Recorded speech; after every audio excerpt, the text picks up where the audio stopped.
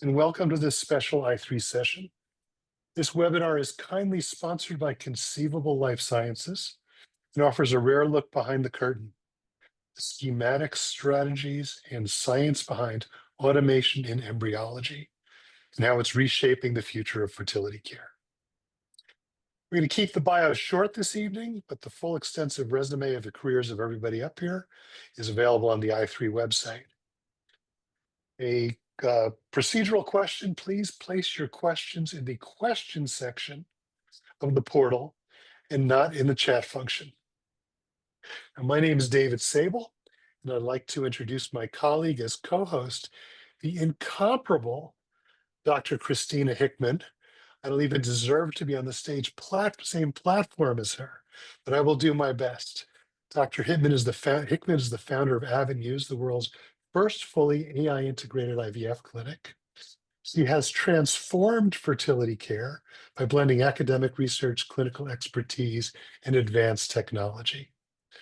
With 25 plus years of experience, a PhD from Edinburgh, and leadership roles in AI fertility societies, she has driven global innovation, consulting with 250 plus clinics across 20 plus countries, and leading ventures like Avenues Fertility, Apricity, and TMRW Life Sciences. Cristina. Thank you so much, David. Especially great to be hearing all this coming from you. Dr. David is a physician, academic, and investor with a distinguished career in reproductive endocrinology and life sciences. He has earned his MD from the University of Pennsylvania.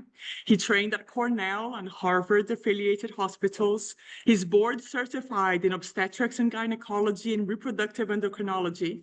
And he has also co-founded the REI division at St. Barnabas and the embryo diagnostics firm Reprogenetics.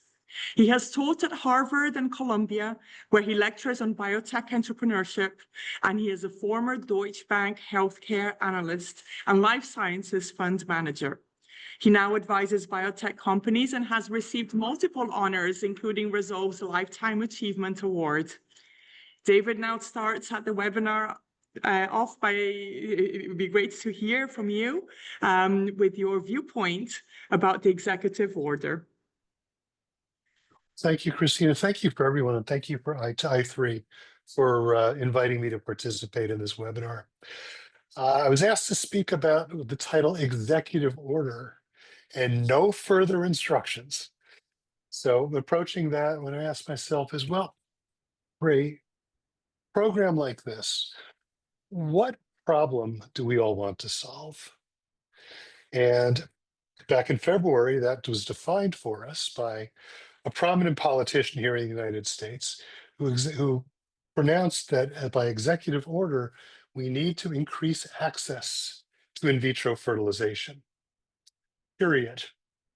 End of executive order.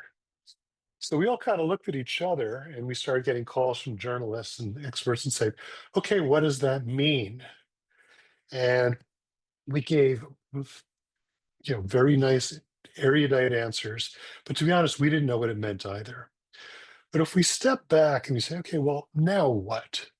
What do we do when we want to solve the problem of IVF access, not only here in the United States, but around the world?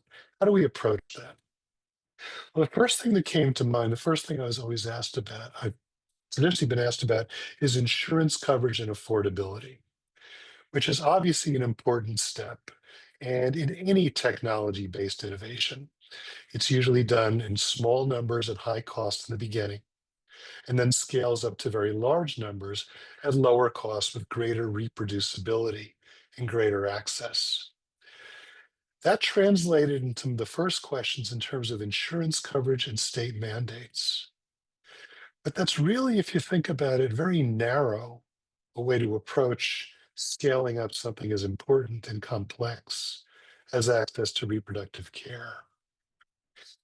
We know that if we were to wave a magic wand tomorrow, or by executive fiat, make in vitro fertilization absolutely free of out-of-pocket costs to anyone who needed it, for the next few years, we would not see a great, large increase in the amount of IVF that we do. because frankly, we are resource and capacity constrained. Let's face it, someone's got to pay for this. Someone's got to clean the procedure room. Someone has to pay for the medications, teach the patients what to do, and perform the complex tasks that our physicians, nurses, genetic counselors, and very importantly, our embryologists perform. So cost in terms of out-of-pocket cost is only one step in terms of improving our access. Now, luckily, we're not the first field to face this. Human beings have been around for 3,000 centuries, 300,000 years. And for most of them, and except for about the last three, most of our energy came from human and animal muscle. Most tasks didn't scale because we only talked to the people that we were within walking distance of us. Past few centuries, we've developed a playbook by which we can expand innovation. And the playbook really has three steps. You standardize, you automate, and you scale. And we can look at communications, we can look at transportation, we can look at computing, we can look at the financial industry, we can look at shopping and manufacturing. All of these things have followed a similar playbook. We marry innovations in engineering with new discoveries in science, with new products, and we scale these to meet the demands of the people in the world. In the IVF world, we've been doing this from day one. It's not like innovation, suddenly occurred when somebody invented the words artificial intelligence. I was privileged to work in some pretty spectacular laboratories during my career, and watching the organic intelligence, the observation of a pattern and saying, maybe it'd be good if we poked a hole in the zone of pellucida. Maybe we can get some information from the blastomeres themselves. Maybe we could change the media from one phase to another. Maybe putting the embryos back on the second day is better than the first or the third than the second, or maybe even the fifth when the uterus is expected and primed for them. So we've been going through a process of innovation ever since. Now, concurrent to that, luckily for us, cell biology outside of IVF has made enormous strides.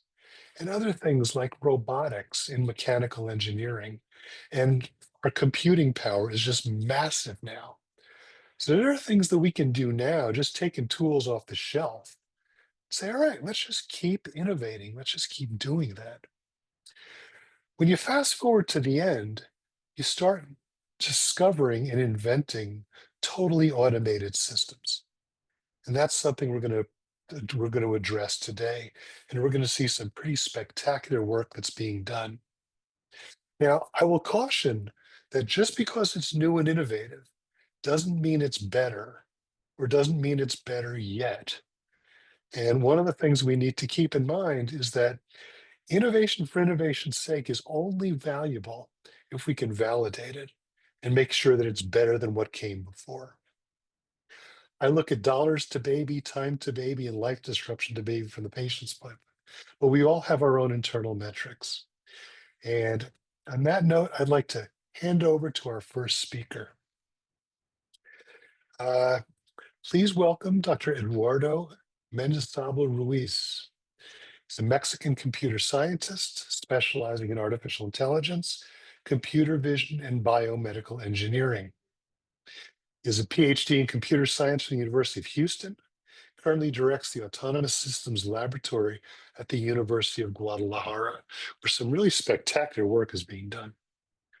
As VP of Product Engineering at Conceivable Life Sciences, he helped develop the first fully automated ICSI system, leading to a successful birth. His work bridges academia and industry, advancing AI in reproductive medicine. Dr. Ruiz, welcome. Thank you very much for the introduction. I'm very happy to be here. So today I'm here to share with you how we're applying engineering principles to the embryology lab. Our aim is to be able to transform the tools that are being used in assisted reproduction And with that, we want to increase efficiency, reducing variability, and of course, enable scalability, high quality IVF care for more patients around the world. So this is my disclaimer. I'm a VP of Exploration, Conceivable, professor at the University of Guadalajara, and I have shareholder in Conceivable and IVF 2.0. So the use of IVF has been increasingly worldwide. According to this 2019 World Report on Assisted Reproduction Technology, approximately 3.4 million of IVF cycles were performed across 81 countries. This growing demand is driven by multiple factors. Some of them are the delayed parenthood, the rising infertility rates, the increased awareness, and the availability of fertility treatments. And of course, the broader acceptance of ART procedures. So the demand is very large. In 2019, over 1 million treatments cycles were reported across 40 European countries. In the US, more than 435,000 ART cycles were performed in 2022. So this gives us an idea of how big is the need. So to be able to meet these demands, we typically need one full-time embryologist for every 120 IVF cycles per year. According to these two studies, this figure has remained fairly consistent between 2015 and 2022. So that means that we're not faster, and that means that as the number of cycles increase in the world, the need for skilled embryologists will grow proportionally. However, while the demand for IVF is rising, the number of certified embryologists remain limited. Over the last decade, only about 1.2 thousand professionals have been certified through ESRE. And we know that this is not there are more embryologists in the world, but this is just to give you some numbers, because we need to have an idea of how big is the necessity. So it is clear for many people that we don't have enough embryologists. With this data that I just present, we can note that the IVF industry is facing a serious workforce gap. As Caroline Churchill points out, clinics are struggling to fill embryologist positions. So if we do the math, if one embryologist can handle around 120 cycles per year, we will need roughly 9,000 to meet the current demand in Europe alone. Yet only 1,000 are certified. This mismatch is one of the most urgent challenges facing ART today. So the question is, how can we solve this problem? Well, we believe that the answer relates to provide embryologists with better tools. But this is all about tools. Tools have always been the humanity's superpower. They extend the muscles, multiply senses, compress the time, and crucially, let knowledge accumulate so each generation starts a step higher than the last one. The history of humankind is the story of co-evolution with the things that we build. Every time that we invent a new tool, it changes how we live. From the agricultural, metalworking, mechanical power, steam-driving industries, electrification, digital computing, and today's AI revolution. Each one of these revolutions have reshaped society, jobs, and ethics faster with every wave. Tools make us faster. This is an example of that. On the left, we see a typical architect workshop in the 1980s. And I will ask you to please note how the principal tools are pencils, rulers, even a small light. However, in the right image, we can see what we can consider the typical setup for a modern architect. We can note that the pencil is still there, but most of the work is now being done with the help of technological devices, such as a computer, a CAD software, a 3D mouse. So the lesson here is clear. When tools improve, so does the performance. And then there are things that can be only possible with new tools. These new tools will allow us to do things that otherwise we could do it, even if these tools come from different fields. This is a good example of this. This is a Guggenheim Museum in Bilbao, Spain. So the architect, Frank Gerhard, I don't know how to pronounce it. So he was using the CATIA software. This software was initially developed for aerospace. However, this tool was a key for allowing him to vision into the building structure. So solutions can come from everywhere, even in fields that are not directly related. But what about IVF? Well, nowadays we're aware that there exist some tools. Embryologists already have this kind of tools that allow us to take better decisions based on AI models that have access to maybe more information that we could have in a moment. So we believe that AI and automations are tools that can help us do IVF better. We believe that automation is augmentation. And in a sense, I think we have already proven this by making a tool that allows an embryologist to perform an ICSI from more than 2,000 miles away from the lab. So this was not possible before, right? The embryologist has to be on an inverted microscope, and now it can be done from very far away. So let me tell you how we are creating these tools. These tools will, we believe that will enhance embryologist skills, will add consistency, scalability. And the most important is not about job elimination. It's more about improving what embryologists can do and make it faster. So we are doing that we call embryoneering. So pretty much this consists of intervention between embryology and engineering. So our strategy consists not to build from scratch or try to reinvent embryology.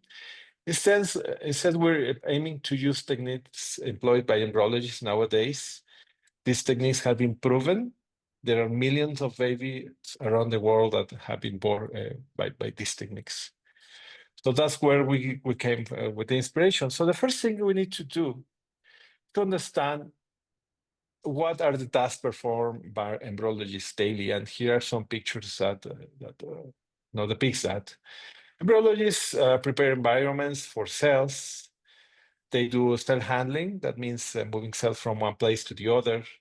And for that, we require very high precision, right? Like it's skills that needs to be trained and dominate over time.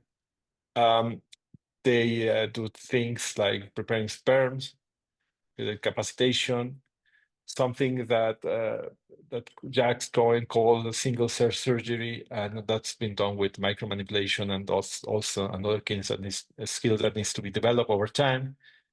They have to be comfortable while looking through the microscope and understand what they are seeing, evaluating cells, gametes, embryos, taking decisions.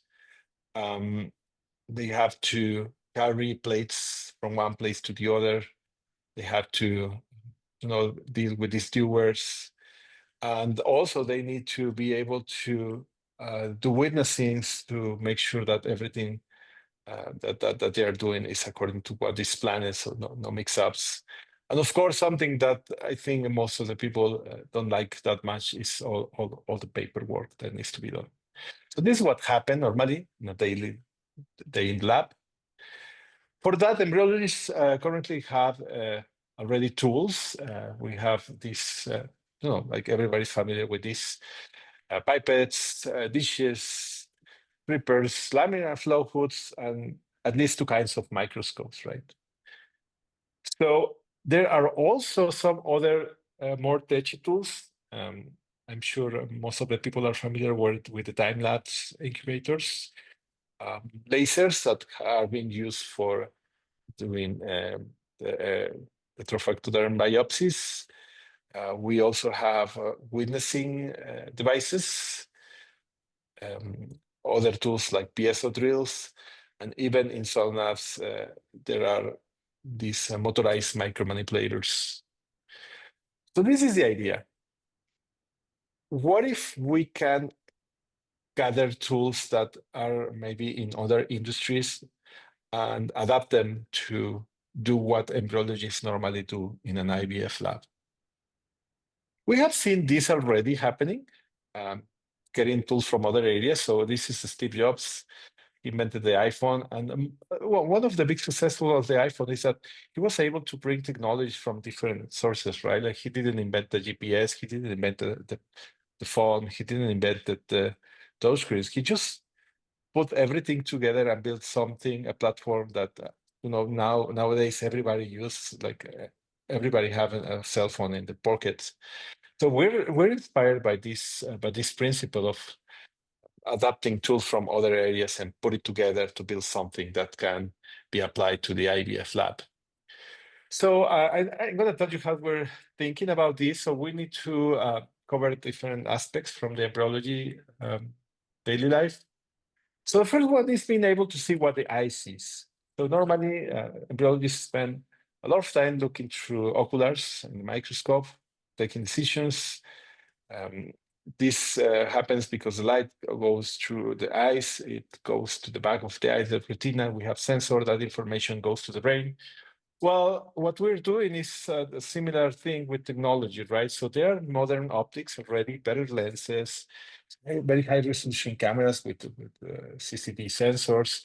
We have technologies like optical coherence tomography, and we have the newest microscopes. So basically, this information will be digitized, so a computer can understand it and interpret. So that's the source for the AI models. Some examples of how we're using this technology is this one with these very high resolution cameras and modern lenses. We can do a single shot of a follicular fluid dish, and immediately an AI can identify where are the COCs. And this is something that we're using on our platforms. Another thing is, as I say, the optical coherence tomography that basically allows to scan any possible candidate to verify if it's true CRC or not, right?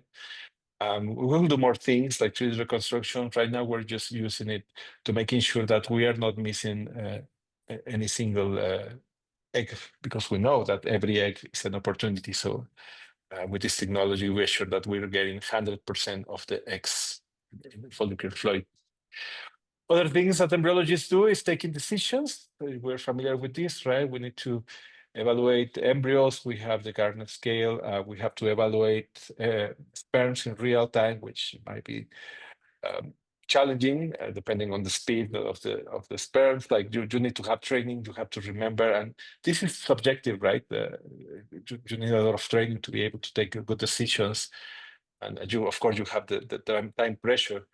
So we are now capable of taking AI-driven decisions. As I said, we can convert any image of blastocyst or video of blastocyst into a numeric sequence, and then patterns will emerge, and these patterns can be understood by deep neural network, which is the state of the art for AI. In every application nowadays with AI employs these neural networks.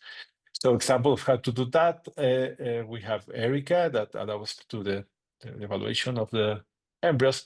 But also we have a technology like SEED that we can evaluate in real time all the sperms within a field of view and allow the system to select which is the best sperm to inject. With respect to micron level manipulation, that happens a lot, moving cells from one place to the other, or doing injections of sperm in the cytoplasm of an egg, or even doing biopsies requires a lot of training. And basically what happens is that the brain takes information from the eyes and sends signals to the muscles. So we are doing something similar. We have an AI that sends signals to these high precision robotic manipulations like robotic arm or a micro manipulator. With that, we have been able to build this tool. I told you about this already, but this is an example of how this AI can control the micromanipulators to do things like the injection. And if you want to see more of this video, we just published that paper, and you can find a video that shows how we do these procedures. Regarding fluid handling, well, this is something that it happens every day, every time at the embryology lab. For that, we rely on the use of programmable pipetting and syringe pumps. So we are not inventing this, right? Like there are other industries that make use of these technologies. What we do is that we adopt them. We have the AI controlling the scripts, and those scripts run or drive the syringe pumps or the pipetting. With that, we are able to construct systems that can prepare dishes automatically. This is one example of how it looks. So we have a very high degrees of repetition and precision on making droplets. This is one of our systems. You know, like we can be very fast in creating the droplets and then pouring the oil to cover them, so we avoid any risk of evaporations or even contamination. Plate handling is also something very crucial. Nobody wants to drop a dish. Embryologists have to be very careful when they move around the lab with the dishes. Most of them even put the other hand at the bottom just to prevent some accident to happen. We tackle that using, again, AI that controls speed, and they use already existing 7 degrees of freedom robotic arms, like this one that you are seeing. Let me show you how this looks. So here we have a camera on the end effector, and we can see it from the side, and we see how these devices can grab plates and move it from one place to the other. So we're sure that we are not in the risk of letting a plate fall. Regarding incubation, well, there exist already many options for incubators, but we are relying on these robotic incubators from Thermo Scientific. This is Cytomat. We like this incubator because it's already motorized. It can handle up to 120 plates, and it automatically has a port in the back, and it has a robotic system that automatically select the plate and bring it to the outside. So we have done extensively testing of these robotic incubators. We're preparing a paper that's going to be published. I think we're going to present this on ESRE as well, because we did many MEAs to make sure that this will be safe for using with patients. Regarding witnesses, this is that's very important because every clinic wants to mitigate the risk of messing up with one sample, one specimen. So we know that there are double checks. We have some extra people there making sure that the names match the one in the forms. How we tackle this is, we are using QR engraving. For that, we have this kind of devices that can create marks on the dishes. We also did some MEAs on this, so we're making sure that these marks are not toxic. And then these QR codes are easily being read by a computer with a digital camera. We also add the names, like the information, so the human can read it. So it's, the human read it and also the computer read it and make sure that this is correct information. So this is how it looks like. The system takes one plate and bring it to the marker, this white box in the left. You'll see some blue lights, and that's the marking step. Finally, paperwork. Well, I think this is an easy one. Because there are existing EMR and lab management software. We are doing our own lab management software. It's called Nexus. And this one is completely compatible with everything that we're doing with all the systems that we have. So we have complete control of everything that happens, all the patients, all the cells, one by one. We have very good traceability of every specimen that is being put on our system. So with that, we put everything together and we came up with this system that we call Aura. Basically 7 systems plus the Nexus, which is software that runs them and controls them.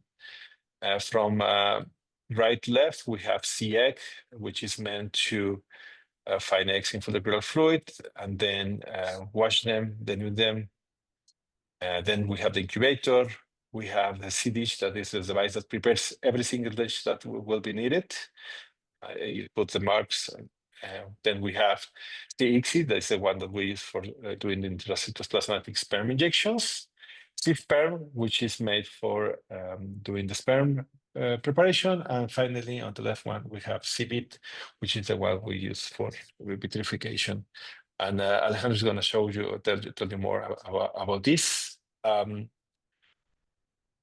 The thing that I want to highlight is that with this level of control that we have, we're going to be able to build the largest and more comprehensive IVF data set in history, because we can have control of every confounding factor. We have everything registered, every variable, every data, timings, volumes, everything. We have everything.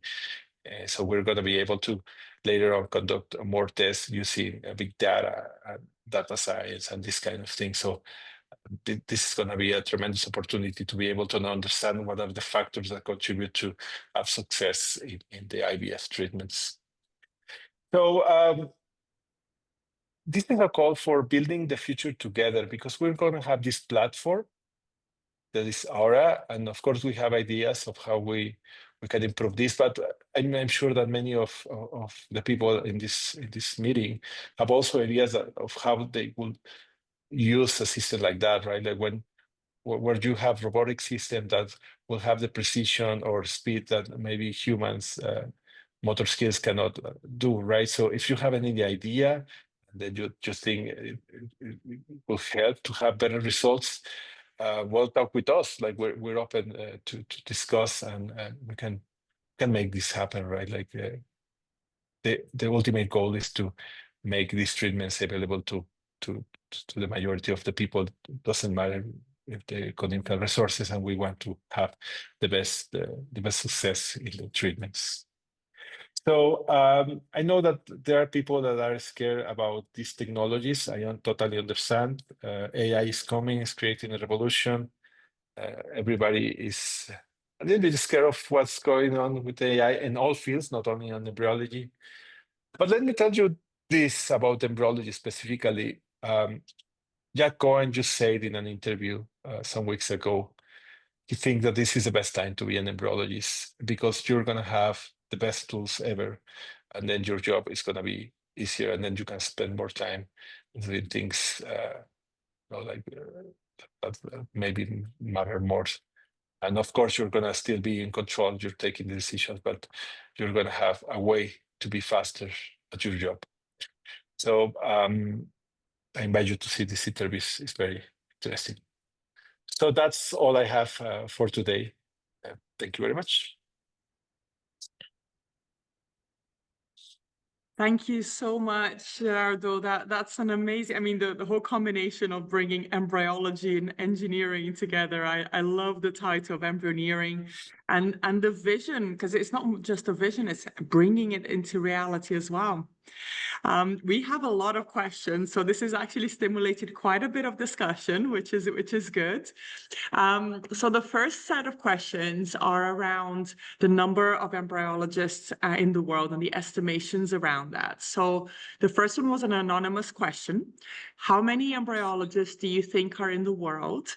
There are claims that there are not enough. given that there are 2.5 million cycles a year, so you mentioned it was closer to 3.4 million, right? Does 20,000 embryologists sound correct? Are we an endangered species? Which I thought was a great question. But I'm just going to add the second one, which is a very similar one, which is also around numbers. So this is from Alistair McClure, all the way from the UK. The question is, estuary certification is a very poor metric for estimating how many clinical embryologists there are in Europe. It is not a mandatory, but a voluntary certification and has a very high failure rate. Only 60% of candidates pass it the first time round. So reasonable estimate is about 8,000 embryologists for the EU plus UK and several thousand lab technicians in support as well. So I think the question, summarizing both of these, is can you talk a bit more about your estimations of the number of embryologists in the world right now? Well, that's difficult to say because I was trying to pull out the information that I have a good reference, right, like to support my numbers, and I find out that it was very challenging. So I don't know. I mean, I come from engineering world, and also I am a scientist, right? So that's why that was my source of information. I just tried to get what is in the literature. I understand that those estimated might not be accurate. However, you know, there are people who thinks that we're facing a problem regarding the availability of embryologists. An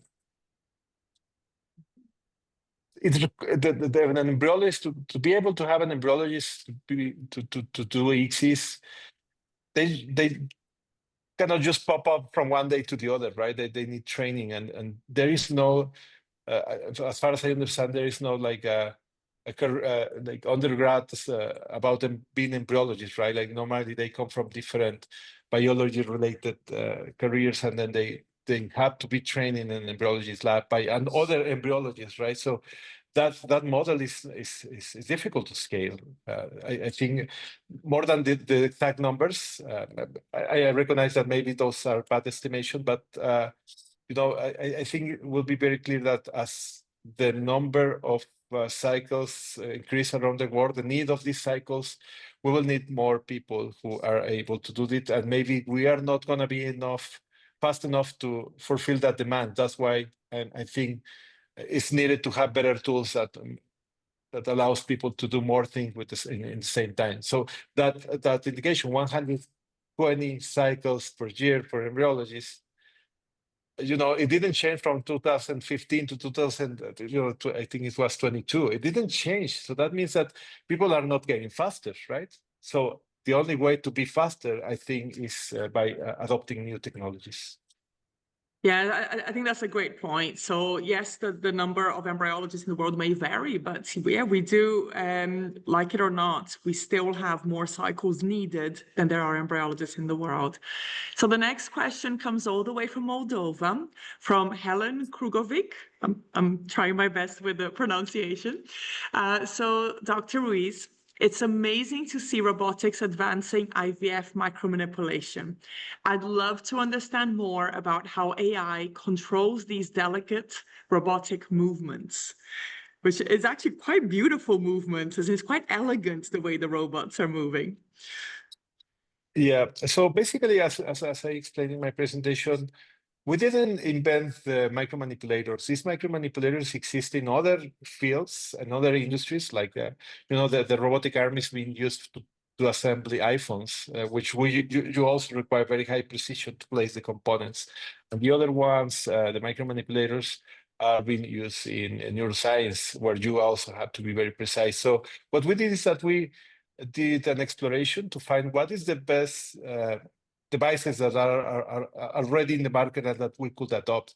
So that part was solved. What we did was develop the AI. So basically, what humans does is that they look through the microscope, understand what is done. They are trained to move the devices, either it's the hand or the micromanipulators, and they understand pretty much what will happen if they go a little bit to the right or a little bit to the left, right? Or if you turn the knob a little bit, you know what to expect. So what we do is that we use AIs to understand the images understand, like detect where is the egg, where is the zona pellucida, where is the, the cytoplasm, what is going on in that moment. The AI understand where is the tip of the needle, and if it moves, like the system send the command for the micromanipulator to move, and then the AI understand that it's doing exactly what it was required to do, and if not, they will adapt. And with that, we have these routines where we specify what it needs to be done, right? Like the X is a standard procedure now. Of course, there's a variability because it's biology, and biology change all the time. So with these AI models, we are robust enough to deal with this variability, and then the system can adapt in real time. So I don't know if I answered the question. I don't mean to be very technical, but this is pretty much what happened. Like we train these AIs to do the job. Well, thank you so much, Gerardo. There are many more questions. We'll try and touch them later when we have all the other speakers. But thank you very much for your talk. Thank you very much.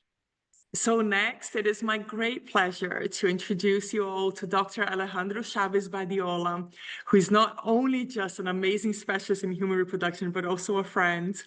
And he has focused his career on innovation and access.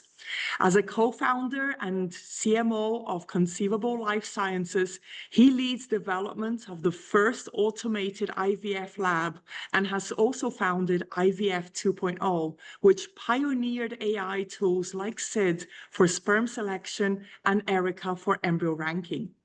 He trained at Liverpool Women's Hospital with a PhD in reproductive genetics, and he oversaw the world's first AI-assisted live birth via sperm, that was in 2020, and also the embryo selection, which was in 2019.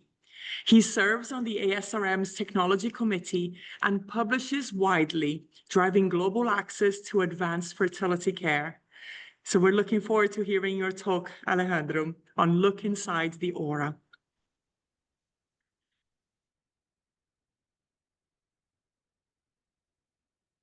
Cristina, thank you very much for the presentation. So, give me just 1 second. I think that it's always good to frame the conversation around the problem.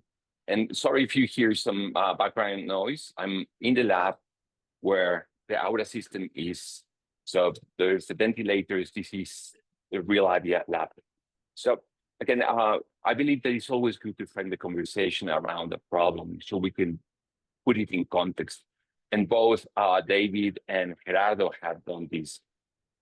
I think that I don't have to remind everyone that the reason why we do what we're doing is to help people build families. But despite all the good intentions, we fail to scale, and 95% of infertile patients worldwide still cannot access IVF due to cost or geography. And even in the wealthy United States, 80% of patients in need of IVF cannot get access.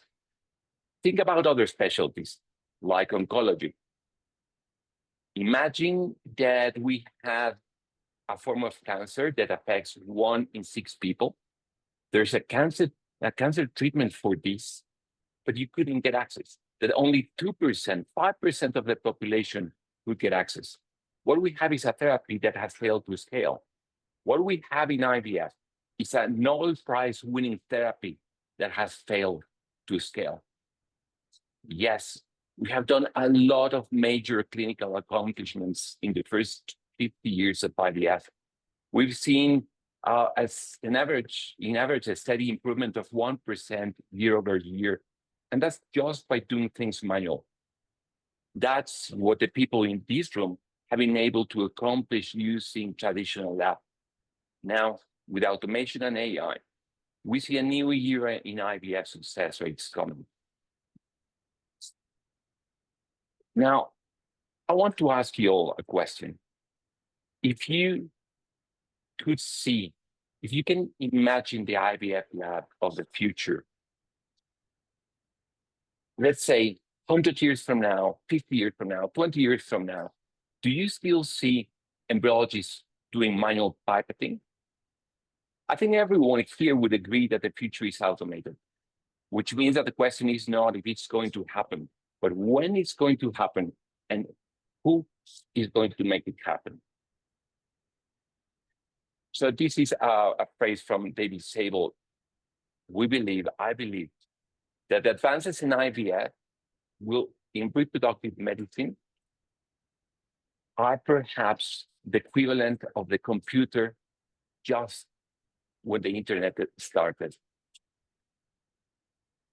So let me show you where we are now with a recent video of our automated IVF lab working in a real clinic. And again, I have it right behind me. What you'll notice is that everything looks pretty familiar to you as an embryologist. And this is, as Gerardo said, because everything that you are looking at is what you do every day. What we have done is stood on your shoulders, the shoulders of giants in embryology, including many of you here, to get where we are today. This foundation meant that we didn't have to reinvent biology. We applied advanced technology to reimagine the manual lab into an automated one.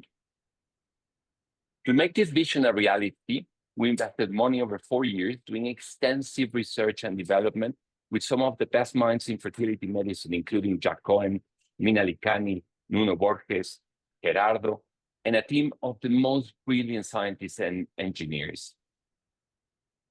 We then started prototyping these ideas to prove that each key step in the IVF lab would be automated. What you see in this picture is one example, the prototype we used to automate sperm preparation. Once that we had working prototypes, we undertook almost 2 years of preclinical research and development under Jack's direction, leading to extensive animal testing, including MEAs, testing for VOCs, fertilization, and anything that you can think of on literally thousands of animal tests. With these results in hand, we launched a proof of principle IRB study involving 42 patients, from which 51% achieved a pregnancy using our system, and 18 conceivable children have been born to date, proving that we could automate the key steps in the IVF lab successfully. Naturally, we've already started publishing these results from our first IRB and preclinical studies. And more importantly, since research is a discovery process, we also learned what worked, what failed, and this gave us the insights to design the system ready for clinical implementation at scale. The result is Aura, our end-to-end automated IVF lab, currently undergoing clinical testing on a 1,000-egg IRB pilot study with promising early results. But what exactly is Aura? What you see behind me is precision engineering, and a Formula One caliber system, not a Toyota Corolla. And just as a Formula One, it requires the best drivers and engineering teams to achieve peak performance. This instrument requires embryologists and engineers who are specially trained to build and operate it at the highest level. Aura's precision engineering is aimed at delivering exceptional clinical results, and as a valuable side benefit, it has the potential to also transform IVF research. Just like a Formula One car serves as a testing platform where innovations like traction control systems, semi-automatic transmissions, and others were perfected before reaching everyday cars. Aura's precision creates a controlled environment for advancing IVF science. Gerardo has already presented the fantastic tools currently at our disposal, including computer vision, modern microscopy, precision robotics, and powerful artificial intelligences. These are just examples of the technologies we've combined to build Aura with one goal in mind, making IVF better, more accessible, with better outcomes, and a platform for innovation leading to continuous improvements. But these technologies that we are implementing in Aura are not just from outside IVF. We have also introduced some others that embryologists are using in parts of the world, like Japan, example, the piezo, which is very difficult to set up. But with the precision of robotics, we have managed to bring it into Aura and incorporated with great results. The key to unlocking this innovation is standardized data, precisely what Aura delivers through automation, eliminating the noise in current IVF research, the natural variability that comes from any manual system. This allows us to clearly hear the signals in the data, and as Gerardo was saying, allowing us to clearly hear the signal in the data and improving research. What we have done at Conceivable to date is only the beginning. We are committed to profound levels of collaboration, and hopefully with many of you in this webinar. What was described earlier as the iPhone possible was, of course, largely invented not by Apple or JavaScript, but three-party innovators who invented entire new industries worth billions of dollars in market cap on top of the platform that Apple created. And like these breakthrough technologies, Aura is designed as a platform to improve results, improve access, and it's a waiting dream to continue so we together can create what we believe will be a remarkable future of improved success rates and increased IVF access. Thank you.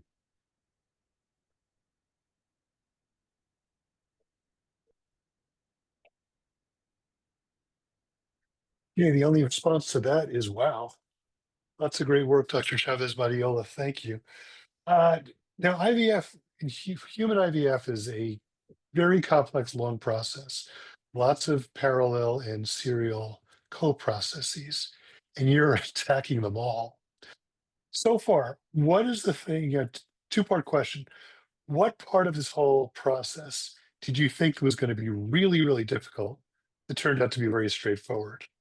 And flip it. What part has been the bottleneck that you really just has been the toughest to crack so far? So I think that the one that we thought that was going to be most challenging was ICSI.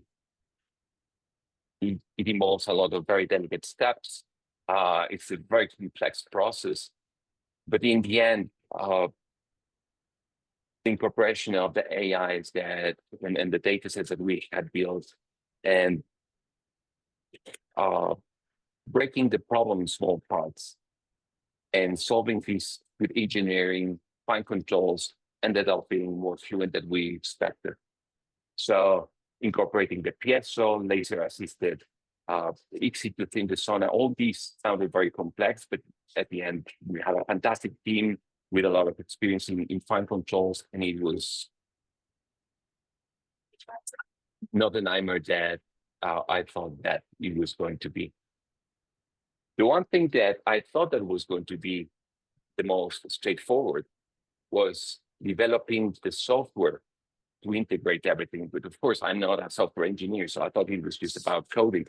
And that is actually the most complex part, because putting together, just assembling the instruments is not as complex as making sure that they're working with the precision is needed every day throughout the entire day. So the software is probably right now 80% of what is building our system. It's like all complex systems, you can never predict what the real problems will be. Very good. Point of protocol, I've been reminded by my people here that I should mention for disclosure that I have been a advisor to Conceivable. Moving on, our third speaker. It's my pleasure to introduce Dr. Jason Swain. In our field, Dr. Swain is one of those people that you walk to a crowded room and then he starts to talk and everyone shuts up. So you want to hear what he has to say. But Dr. Swain trained as a clinical embryologist with Thomas Rusty Poole, now Chief Laboratory Officer and President of Lab Operations for the CCRM IVF Laboratory Network, overseeing 16 IVF labs across North America. He leads lab design, protocols, staff training, and quality control, including oversight of the CCRM donor egg bank. Dr. Swain has co-authored 45 plus peer-reviewed articles, contributed to books, serves on numerous editorial boards and ASRM, ESHRE, and PCRS committees. His research focuses on optimizing embryo culture by reducing environmental stressors. Pleasure to meet you. Pleasure to introduce Dr. Swain. Dr. Swain, thank you. Thank you very much for that kind introduction. So certainly an exciting topic today. Some great slides, some great insight. We've heard a lot about this cutting edge technology and really how it's going to help revolutionize assisted reproduction and allow us to scale and move forward with further improvements. I'm going to talk a little bit about the people, the lab director and the embryologist, and how we have changed with the field. We've heard some of these changes, and as well as how we need to continue to change to help really be part of this change for the better and help steer this as things progress. So I think a good place to start then is with this quote from John F. Kennedy, very well known U.S. president. Change is the law of life, and those who only look to the past or present are certainly to miss the future. So it's not that we can't learn from history, but we really don't want to focus too much on how things were or how they are. We really do need to always keep an eye on what's yet to come and how we can help make that better as we move forward. And so in terms of changes, we've seen some great presentations already highlighting a lot of the changes that we've already experienced in the lab. And this is a set of pictures that I, quite frankly, probably overuse these days, but really I think help embody and show the stark contrast of how far we've come. Sort of the then picture, two very well-known individuals should be known to everyone on this webinar. Bob Edwards, certainly no need for introduction there, and his embryology background, and then arguably one of the first clinical embryologists, a nurse who then was very instrumental in helping achieve that first pregnancy, Jean Purdy. And you can compare sort of the lab that they're pictured with working in box incubators, the desiccator or bell jar inside that's been famously depicted in different images. And you can see in the back sterile water, a variety of chemicals, a scale there. So manually handing off a dish, probably some manual witnessing. So very sort of labor intensive, very manual, a lot of making these things in-house to meet the stricter criteria that embryology has and compared to, say, somatic cell culture or some of those cell biology research labs that existed at the time.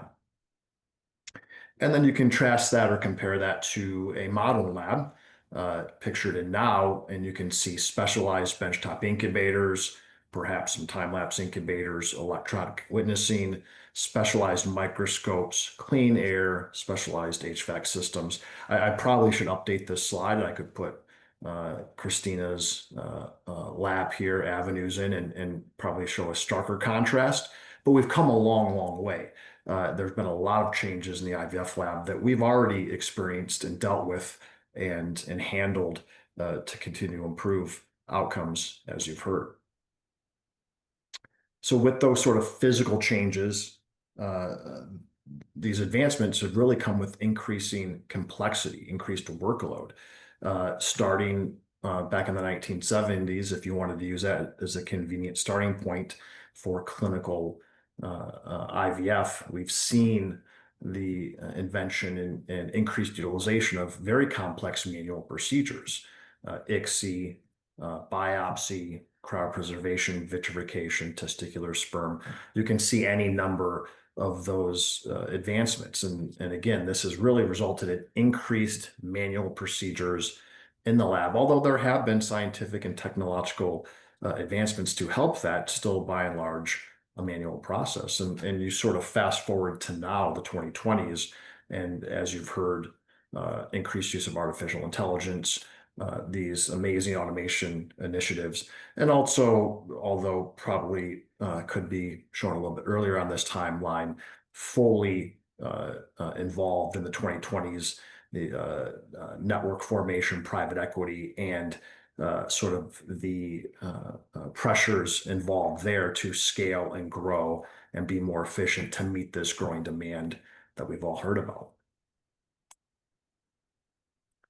So in terms of then the future lab, this is what AI generated for me last year when I asked them to show me what the future IVF lab might look like. And you can see some version of automation and workstations here, perhaps not as eloquent as the ARA system, but some version of that with dashboard analytics. Certainly private equity folks and business people would appreciate dashboards and having data at your fingertips. But interestingly, at least this version of AI still shows embryologists still in need for that human intervention on some level. What that level is remains to be seen. And I think I saw a question come through, and perhaps we'll discuss later in terms of full autonomy. But keep in mind, automation is fantastic. That can help increase efficiency, can help increase consistency, can open new doors, new avenues for exploration, questions for us to answer as scientists, as we remain scientists. But not every patient will likely be able to go through automation. You could have very complex cases, and the first wave of automation likely won't encompass every fertility case.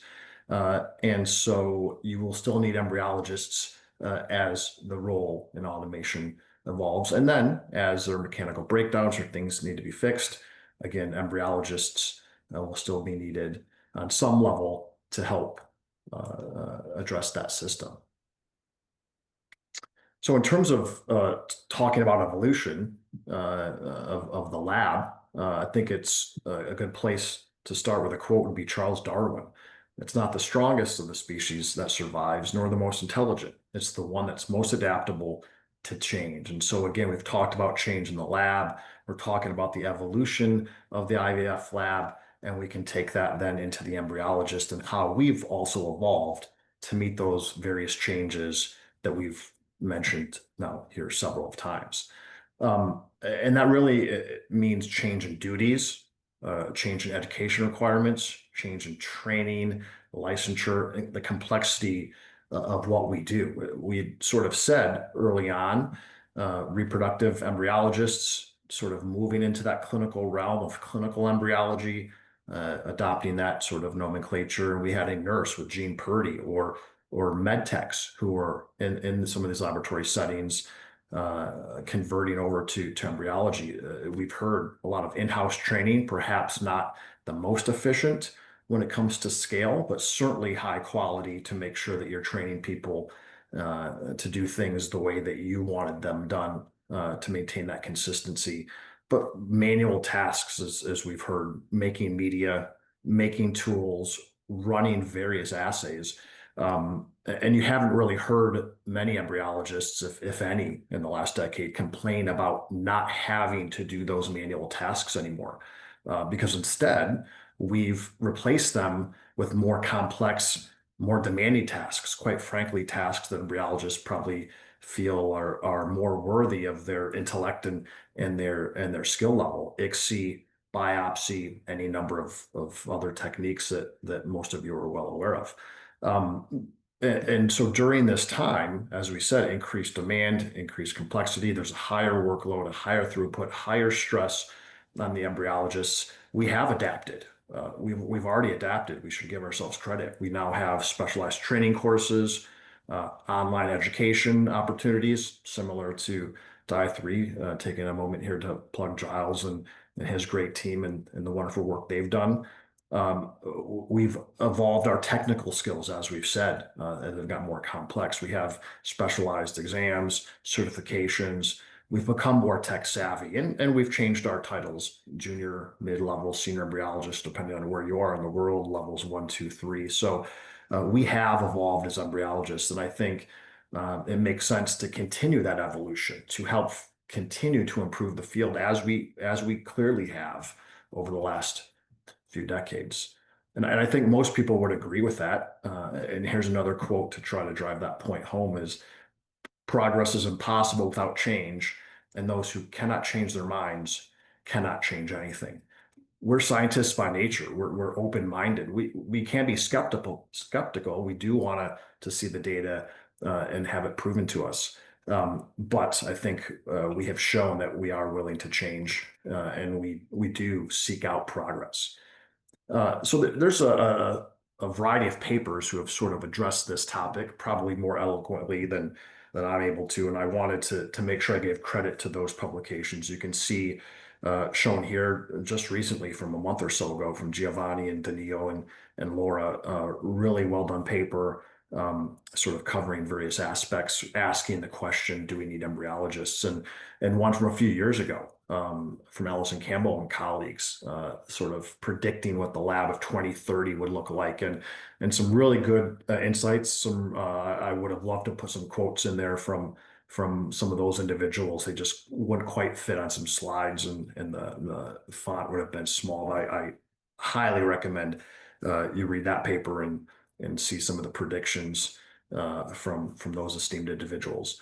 And then again, in terms of evolving of the embryologists, no shortage of publications and lectures coming up about the evolving role of the lab in leadership, especially with private equity and others coming in, and this advancement and push for change. The lab really does need to continue to remain firmly rooted in that to help direct that change and maintain leadership roles. And so I think the future embryologist means reconsider training. We've already done that. We'll probably need to continue reconsidering how we train people to be more efficient.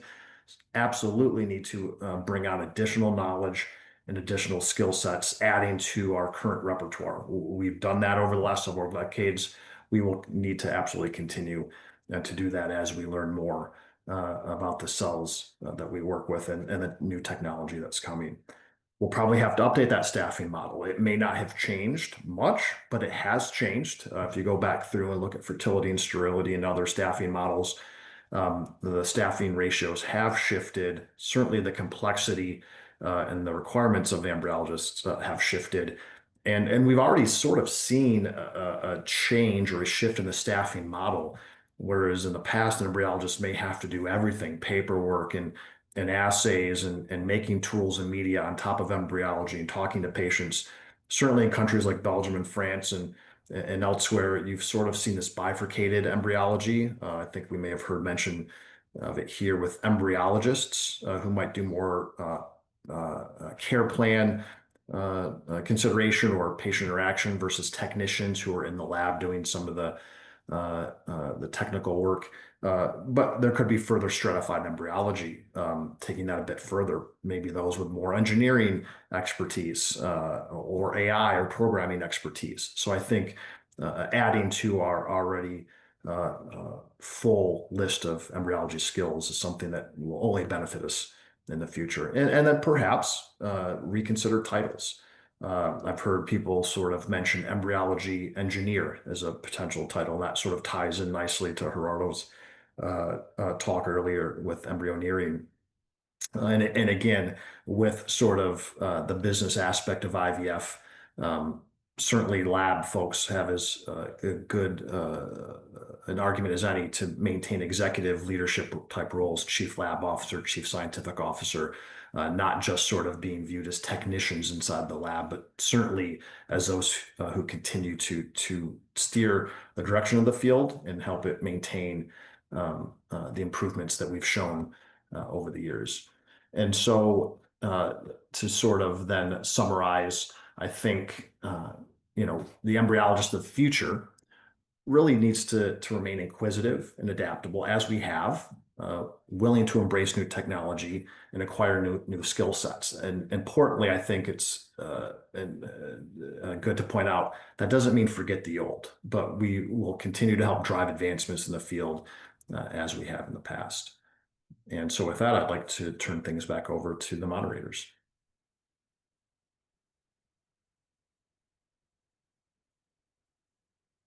Thank you so much, Jason. What an amazing insight into what's coming and how to prepare for it as well. You know, especially with the leadership that you have brought into the field. I wanted to ask a very specific question for you, which is around the skill sets. What are the skill in the world where conceivable becomes the norm? What are the skill sets that are going to continue to be important that we have today? And what are the skill sets that are going to become obsolete? Yeah, so great question. It's hard to say what skill sets will become obsolete because, again, as a backup, if a unit goes down, regardless of which portion it is, dish prep, ICSI, vitrification, there should be a backup. Depending on space and finances and things of that nature, a backup may not just be another unit. It could be, but it may not be just another unit. And so I think maintaining those skill sets, at least somebody in the lab should have that to deal with those sort of breakdowns that happen. And then you could argue, okay, well, maybe not everyone needs to have all of those skill sets. But if you're trying to reduce the number of embryologists, the more skill sets you have, the better. And I think we even see some of that today, right? I think every lab probably has a bit of a handy person around the lab who sort of recollects back to years past. Oh, we used to have to fix this all the time. This is how we fix this. And so it's very convenient to call some of our fantastic companies or just to be able to go to a colleague or a sales rep and get a replacement or a fix. But in a pinch, being able to fall back on some hard manual skills probably isn't a bad thing. Now we may not need to devote a ton of time and energy to that, but at least some level. Thank you so much. So look, amazing talk. Thank you for that. On that note, I'm going to invite all the other speakers to please come put their cameras back on and let's have a Q&A session. So for all of you who are watching, and I see we have even more countries represented here, please put your questions forward. We have already a lot of questions to get through today. David, what do you think we should start with? Let's start with someone local at Guadalajara. Luis Eduardo Magdaleno Marquez asks, is it possible to modify the dishes, like making pixie dishes instead or conventional ones? And this Yes, was to Dr. Badiola. I would love to take this one and thank you. Very happy that we have people from Mexico in this audience. The answer is yes.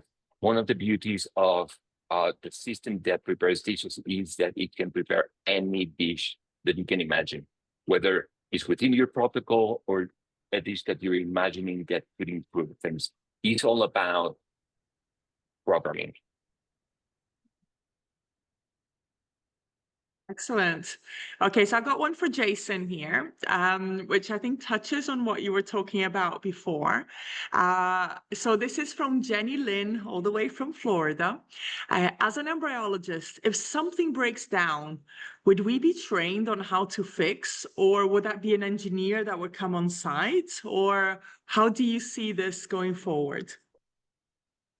Yeah, so in our lab, I would expect somebody to at least have some level of training on how to fix certain things. Now, that doesn't mean that you're going to be able to take it apart down to the microchips and put it back together. And I'm sure there's proprietary information and things like that, right? You don't want to make the matter worse. But some level of a reset or a fix, absolutely.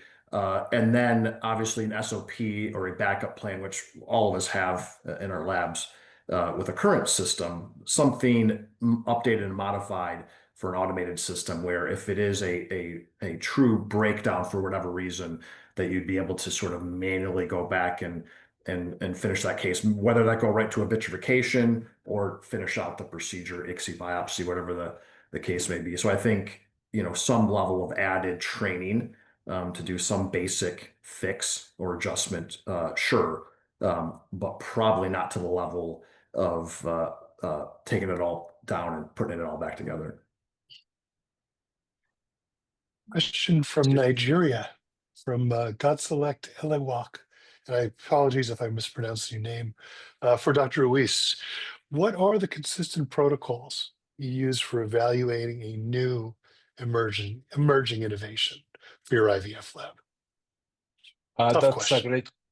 that's a great question. So every time that we come out with a new protocol, like we have SOPs and all this documentation. So we normally want to solve one way to do things, and as I say, we're pretty much based on what embryologists normally do in the lab. So what we do is that we take that protocol, we build the automated tools to do that. And then normally what's happened is that we perform MEA tests. We don't do that in the clinic. We do it in our lab in Guadalajara. So we have replicas of the systems so we can test any new protocol that we want to do it. We do a number of repetition of tests. As I said, we do MEA testing and animal models. And once we're ready, we go to the clinic with those. So there's a whole bunch of internal protocols and things that we need to do before actually being able to put something into the lab. So this is... I would like to expand on that from the engineering part to the clinical part, the real lab. So first, in this pilot, we have controls. We have sibling oocytes. So we know how the manual lab is performing, how the Aura system is performing. And on top of that, we have the regular operation of our lab.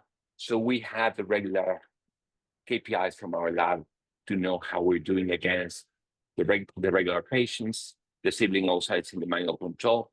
And as we are working towards improving, we're also working with Bayesian models so we can work in cohorts of 100 eggs. So we make an analysis of the 100 eggs handled by the robot, the control, the manual lab, and then see how we're progressing. So that's what we're doing. Brilliant. Sorry, so another question here now from Dean Moorbag. So I believe this is for you, Alejandro. So for automated ICSI, how much human interaction is needed and how much time is required per egg and per cycle? Right now, the automated ICSI is taking about 10 to 15% longer than senior embryologists and our embryologists. We know that we can speed up these, but we're happy with these numbers right now. Except for overlooking, the ICSI is fully automated. Embryologists have to do nothing but overlook the process.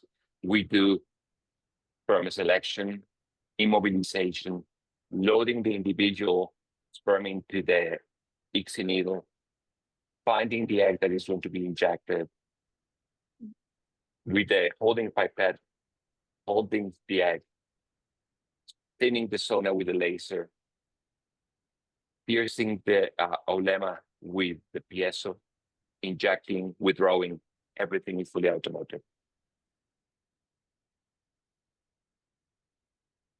Great. Next question. Actually, several people have approached the same question. Most recently, Abdul Munem from Eunice from Georgia, state of Georgia, not the country. How do we, I will throw this out to the group. How do we specifically make the connection between automating the embryology lab and increasing access to care?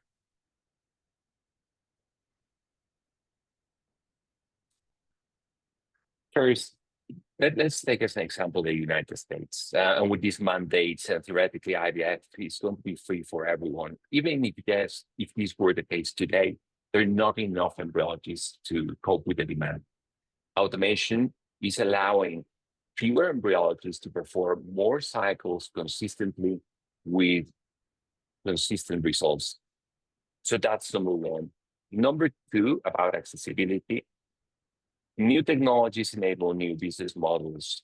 And imagine that you can find the new free eggs in a surgery, performing 100 retrievals a year in one of these IVF deserts in the United States, keep to a centralized automated lab, and then we can provide access to these patients.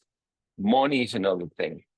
So by improving results, by standardizing results, it's not the same if you're generating 3 usable embryos out of 10 or 15 eggs, as opposed as if you're generating 5 good quality embryos out of 10 eggs. This means that the same patient would have more chances of receiving embryos of the quality, reducing the total number of cycles that are needed for them to get pregnant. And last, as you know, even some patients that can afford infinite number of IVF cycles, after the 3rd, 4th cycle, they might just quit because it's emotionally draining. But by improving the outcomes per cycle, then we're also improving the chances that patients will remain in treatment. So these are just examples. Of course, financials are a bit more complex and can help in more detail, but these are just examples.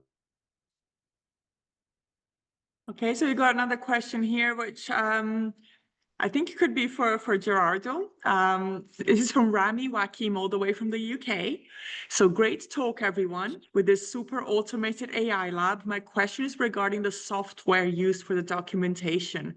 Surely you need to develop or use a new software, which you have touched on, more interactive rather than the static systems that we use in the past. Any thoughts on how you're developing AI-driven solutions within the software? Yeah, and so what we, as I said, we're making our own software because we need to have very clean integration between the systems that we build and the data. Like everything is about data. Since we control everything, we're going to be able to remove, as I say, all the confounding factors. So as we treat patients, we have images from the gametes, from the embryos. We have registered times, how much time takes something. We have information regarding even the reagents that we're using, like who was involved during the procedures. So all this data will be good to feed training and train models, because we don't only have this data, we will have the outcome. And as many of you know, or maybe you're familiar with machine learning, is the way of artificial intelligence that is actually giving this great result with ChatGPT and everything that we know nowadays. So in order for being able to train a computer, you need an outcome. You have the data and then the outcome. So what we're doing with this software is being able to register everything in the right way, because also it's very important to record the information, the data in such a way that we can convert it into information, right? So the aim is to collect this data. Once we're ready and we have enough results, we're going to start building these AI models according to what the results are from the treatments. Question probably best answered by both Dr. Swain and Dr. Chavez Badiola. Lauren Smith from Colorado. How do you think the patients feel about AI? And are the patients going to feel uneasy or not want, quote unquote, a robot to do their IVF procedure?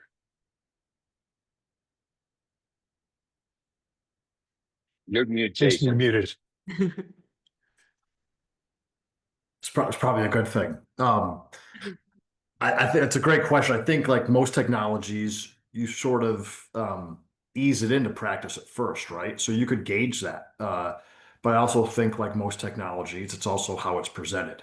And I think we've got a long track record of that, you know, PGTA being one. And so I think if the clinic, if the physician, if the lab sort of trust the technology and the approach, that's sort of conveyed to the patient, and the patient ends up sort of being willing to adopt that. Now, again, data speaks volumes, showing that they're getting the same outcomes or better outcomes, and then obviously the cost component too. And so I won't pretend to know the entire future state, but if there's insurance coverage, and insurance coverage covers certain aspects, but other aspects, if the patient isn't having to pay out of pocket, there's probably some economics involved in this too. But ultimately, I think if the outcomes are there and the patient's a candidate, you can start out by giving them the option, but over time, it becomes standard of care, I think. Yeah, I love this question. I think that for patients, the lab is a black box. And if you want me to show you how big a black box this is, I'm going to ask you, who is a hero in an IVF treatment?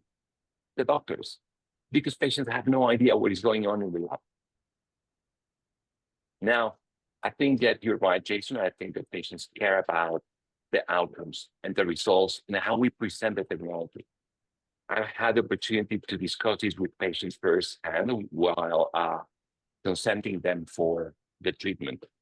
And even if at first they might be skeptic, not fully understanding, in the end, when the introduction of the concepts of standards and how, even if you are lucky enough to be treated by the best embryologist in the world, this embryologist is distracted because he's tired, because received a distressing phone call, is injecting the 100th egg in the day, then performance is going to drop.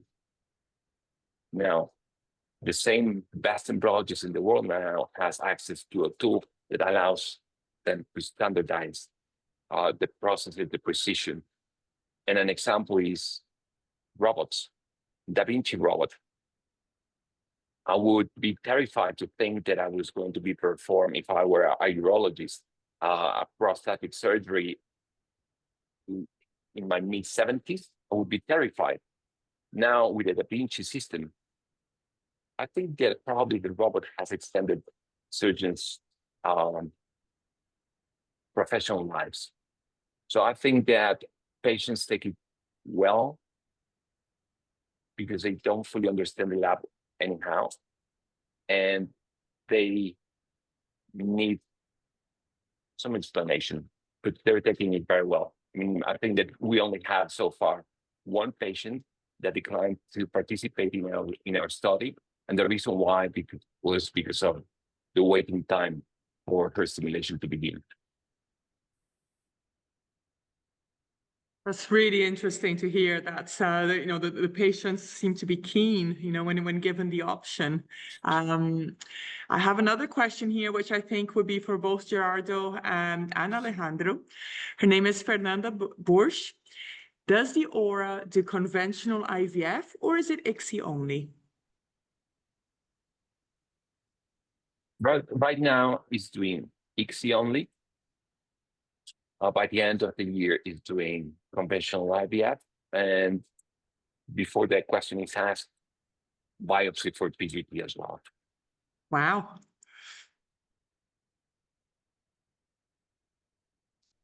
There's so many good questions here.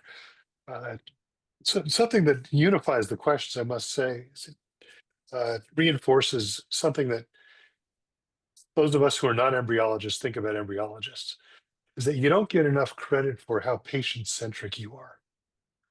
Like, I worked in Jacques Cohen's, Jacques Cohen was my partner, and it never stopped impressing me that the most important thing to all the embryologists, even though they didn't see the patients each day, is that they never lost sight of the fact they're trying to have a baby and start a family.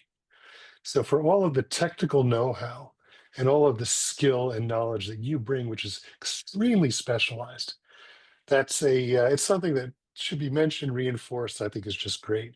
And in all the questions, in one way or another, deal with that. Ying Chang from Southampton, great talks. What are the most common errors or incidents that have been encountered so far? And how are they resolved? How are they fixed? It's probably a good. Right now, probably is the human robot interaction. And it's just about following protocols. We did extensive rehearsals in the clinic to test how the embryologists were going to interact with the nurses, with the engineers, with the embryonists, with the technicians. So this is the fine tuning, the interaction between the system and the human. That would be my answer. Okay, I've got one which I think would be really good for Alejandro as well as for Jason. So would love to hear both your views. Ghulam Bahadur from the UK. If patients were offered more options, such as improved IUI, it could reduce the pressure on IVF services and lead to cost savings for both patients and payers. Given this, isn't it time to invest in improving IUI? Maybe Alejandro first. Yeah, I think that there's only so much that you can do to improve IUI. From the way in which I understand it, IUI is very, very basic technology. It has limits on how much it can improve a sperm sample. It cannot correct dual problems. So again, it has limitations. I don't see right now how or a path to improve the technology while keeping costs low for IUI.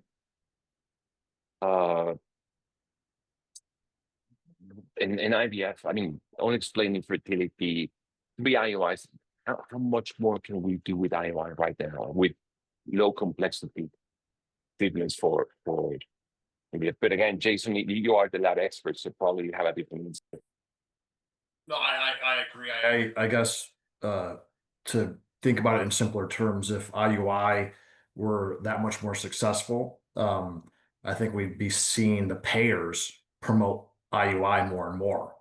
And that's not my understanding. You know, patients, at least in the US, sort of have a limited benefit. And the payers, the insurance companies aren't pushing patients to go do a whole bunch of IUIs because it is a lower success rate. It is a longer time to baby. To your point, I'm not sure there's a whole lot we could do if you put men on antioxidants. You know, if you're using some sort of modified swim up microfluidic device and not inducing damage to sperm, then it comes down to timing, getting sperm to egg, and they've had gonadotropin IUIs and things like that. So it still seems that there's a limit, and putting back a euploid blastocyst seems to far exceed that limit. So I think it's a combination of factors. It's not that IUI is obsolete. Certainly is useful for certain patient populations, but I think there's a large patient population where IUI isn't the best solution. And so it's not to say that we can't continue working on improving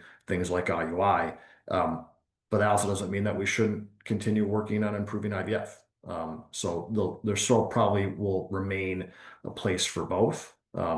I think, just to your point, consistency and things like that lend itself very well to the IVF process. IUI is much simpler and probably less ripe for that sort of consistency and automation and change. Question for Dr. Swain from Mohammed Ramadan from Egypt. An embryologist and cell biology researcher. As embryologists, we rely heavily on subtle morphological cues during embryo assessment. How does automation, particularly AI based on embryo grading, handle borderline or ambiguous cases that would otherwise require a subjective interpretation? Similar to certain, and similarly, same question about sperm selection. Yeah. So this might be where I vary from a lot of my colleagues. I've got awful eyesight, have always had awful eyesight, and I have never pretended that I am seeing something different in that embryo that somebody else isn't going to see, despite all the training. And you just have to look at the number of subjective grading systems, ABC, ABCDEF. So I think some people are very good at it. I happen to not be one of those people, and I think if you really pinned it down, and there are surveys and studies that look like this, the variation between people is wider than what many, I think, understand or aware of. So yes, I think that human element, that touch is important. But I think, again, if we have data, AI or image analysis, if it's picking up even more subtle cues that we're not, microscopes differ, clarity of what you're seeing differs, the focal plane of what you're looking at differs. So I think if you can get consistency in that, I'm a believer that a machine is going to do it more consistently than me. And yes, I understand sort of the concern, and I share this concern. What is it seeing? As a scientist, I would like to know what that is, and I think over time we can figure that out. And again, as a backup, it'd be good if embryologists could see those same things, but the reality is we may not be able to, especially if you get into some of these more advanced imaging technologies, things that the human eye can't see. So I think it's a good place to start. We've come a long way. Embryologists have gotten very good at selecting embryos, some better than others, but I think we can get better. And I think AI and advanced imaging is the way that we do that. I've got one here for Alejandro, especially Alejandro, because you have the system functioning behind you as we speak. So really to bring some clarity that we're not talking about the future, this is something about right now, right? So this is from Stiliani Andronico. This is all very exciting, and given the limited staff, it will be very helpful for very busy clinics. Are you currently utilizing the system in your lab? And how many cycles are being carried out at the moment utilizing the automated IVF lab that you presented?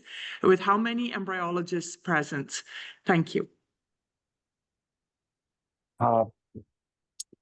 You're right, Cristina. It's a reality. This is my lab. This is the Aura system in my clinic. And yes, we're using it for cases. Today, we had a case with the Aura system. We've treated 14 patients already. We've already had the first couple pregnant pair, or we're positive. We already have heartbeat. And I know we'll have negative. Not we wish we had 100%, but again, it's real. We're using it. We're undergoing, as I mentioned before, 100-patient IRB pilot study, and the intention is to treat 1,000 eggs. How many embryologists? So we have one embryologist who is the head of our lab, the one that is in charge of embryology for this pilot. We have one engineer, one embryoneer, and one technician that is in charge of quality control and loading dishes, culture media. So it's 3 people. A whimsical question from Alistair McClure. Will the Aura's machines be named like ships? Labs I've worked in will name pieces of equipment to develop sympathy from the staff. He said, I believe the Japanese did witness this with the first robotic factories in the 1970s. What do we think of that idea? I think it's great. Sorry, I didn't get the... So the question was from Alistair McClure, are you going to start naming the Aura systems, each lab, the way they name ships? You think it's going to be, you're going to be embraced and become kind of, personified?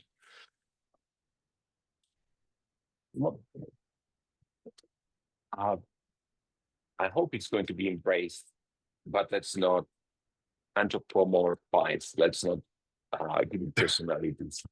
Let's just embrace it, embrace the technology, what it can do, the platform that could become for us, and make it work for our patients. That's 2 science fiction movie then to start giving them names. Okay. Cristina? I've got one here, which is a really interesting one. Alejandro, maybe you could tackle it. How would you recommend supply a clean, uninterrupted, adequate, backed up, secure power supply? I'm imagining a diesel generator and UPS would not suffice for a machine which uses this much power. So what we have done is introduce redundancy. Safety is top priority. So first, each individual unit that you see, the egg system, the sperm system, the ICSI system, each of these have their own set of batteries that can hold and continue with guarantee continuity for about 4 hours. each. On top of that, we are connected to the batteries of the clinic and the power plant of the clinic. So this would allow us to offer plenty of extra energy time if needed. Now, let's think about a regular IVF lab. What happens based on protocols? Let's say one real protocol that we have here in Mexico. There's massive earthquake. We know that electricity is not going to be restored within the next 12 hours. We have a protocol. We freeze everything. It's exactly the same. We have a protocol, a safety protocol for the system. And if we haven't restored energy at full within a time frame, then we move to freezing. So I really went into that because that question actually came from Bronte Stone. And it is one of the things that really fascinates me about Conceivable, because it's not about seeing it as perfection. There are risks. And then what Conceivable does, you're thinking ahead how to mitigate those risks and how to protect from those risks. And this is a great example of that. So thank you very much. Gerardo's work is to think about all the problems. Jackie is always thinking about all the problems, anything and everything that could happen, so we can anticipate. That's it. And preempting them in advance. I think that's fantastic. David, what question do you think we should go with next? Well, no, we're getting nudged to start wrapping up, but I'm going to ignore that because I see a really good question here. It says, how does the gamete or embryo get from one section to another? Understand in sections, does an embryologist pass it through, or is there going to be a completely closed system ultimately? Right now we have the 7th system, which is called C Handler, which is a robot that takes samples in and out from each individual's patient. This system has a camera to confirm that the sample is the right place. And it also reads a QR code whenever it takes out or in any sample to confirm that we're taking out the right sample or getting in the right sample in the right instrument for the right procedure every time. So it's a robot that is moving sample from one station to. Terrific.